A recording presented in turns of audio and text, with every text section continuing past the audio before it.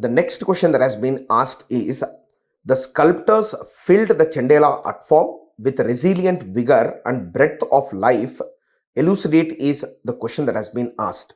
See, in fact, Chandela art form during the medieval period, particularly the early medieval period, is one of the most important architecture and sculpture which has survived from the early medieval period in northern part of India. And if you look at the Chandela architecture, there are multiple temples of this architectural style constructed in regions, okay, which are present in today's primarily Chhattisgarh and Madhya Pradesh.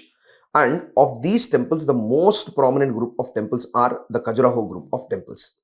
Even though they represent the brilliance of Nagara architectural style, the question here has asked us about the sculptor's craft in the Chandela art form.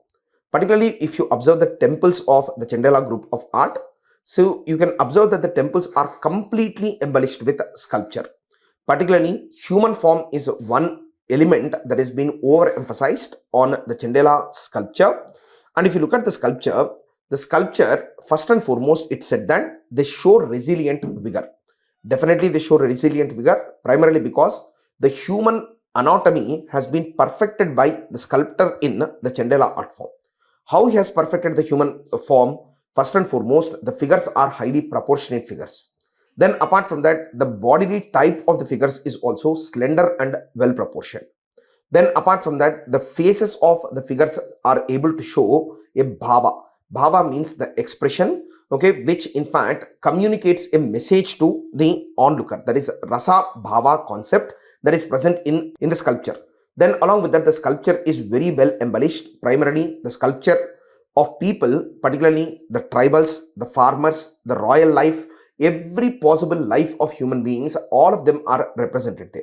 And along with that, the sculpture, if you look at, they look very energetic, very lively, and they have been captured in their context. Context means what? It's not just about a standalone singular sculpture, but the context. Let's suppose a hunter is present. The hunting scene is depicted in the form of a sculpture.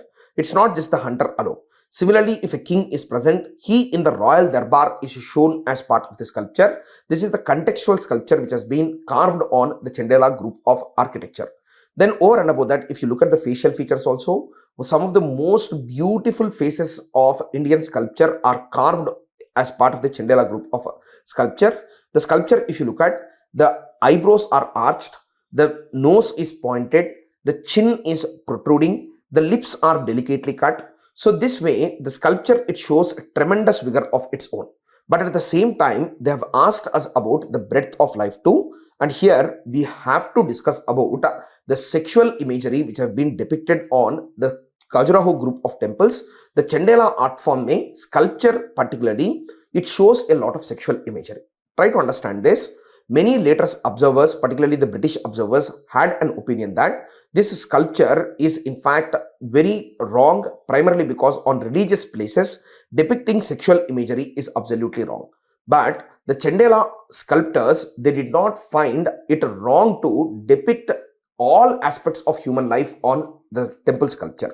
Primarily because Hindu philosophy itself is not life negating, it is life affirming philosophy, because of which reason the sexual images are clearly depicted there. So that is the reason why the sexual images have been included. Then apart from that, when they talk about the breadth of life, as I have pointed out earlier, people in various professions, various activities are all shown on the sculpture. Then apart from this, one more important thing is the sculpture also contains some images which show people on boat voyage. Some horse riders images are shown, some decorative images are shown. All of these collectively show the Indian life. They in fact depict the Indian life in a panoramic view, and we are able to understand most things about the early medieval period by looking at the sculpture. So if you are able to write at least some points of the things that I have spoken about, then you are going to get good marks. You can name some temples in Khajuraho, like Kandriya Mahadev temple is there. Then Parshvanath temple is there. Vishwanath temple is there.